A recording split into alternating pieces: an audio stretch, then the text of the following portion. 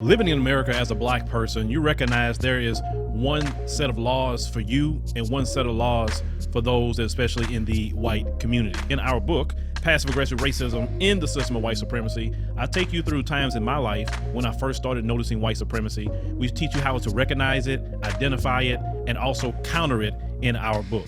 This book is a beginner's course for those that are just starting to wake up and open their eyes to see the system of white supremacy. As a black American person, you must understand this system because this system is life or death to you. How you handle it, how you deal with it, it can affect your mental health if you don't understand this system. Pick up our book, Passive Aggressive Racism and the System of White Supremacy, today on Amazon. Hello fam, welcome back to the African Diaspora News channel. I am Wongel Zelalem, and today we're talking about a Kenyan man that got awarded 18 million shillings over racism, over a discrimination he has faced. 18 million shillings is about 200,000 USD. So this Kenyan man and his Ethiopian wife have been awarded 18 million as compensation for being harassed by police in the United States of America.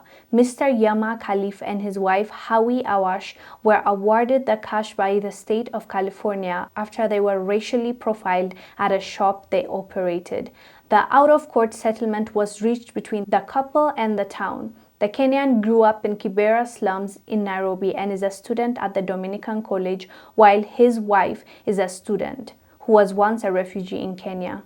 This is what I hear Philip saying all the time, whether it's an immigrant that is going to the US from Africa or from the Caribbean or anywhere in the world. He always tells immigrants that you're the same, you're seen the same way.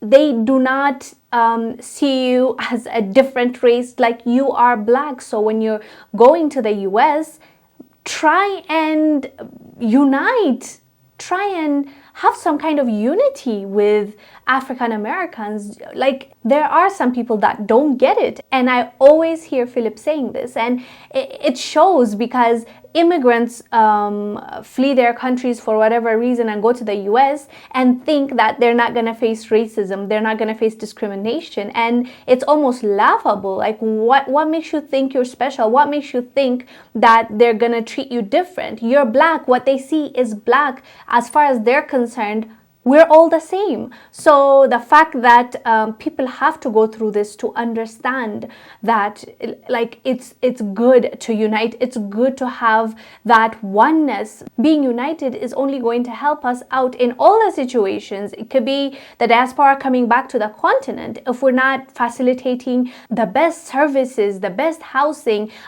giving them the passport and giving them citizenship, like if we're not doing that, both sides, I think we're going to lose out. And we've seen that it doesn't really benefit us to be divided. So this couple obviously faced the racism in the US, and they sued. They actually got compensation, quite an amount. I mean, maybe $200,000 is not the most, but like they settled it outside of court. So maybe they thought, instead of going through the hustle of having a lawyer, paying fees, why not just receive the $200,000 they're giving us? And that's exactly what they did. And they say that they're going to use that money to help black people. So, which is a great thing. We like that they're going to do that with the money. But the reality is, if you are in the US, in the UK, you are going to face racism. And this is something our people do not internalize that well, I think. When you're on the continent and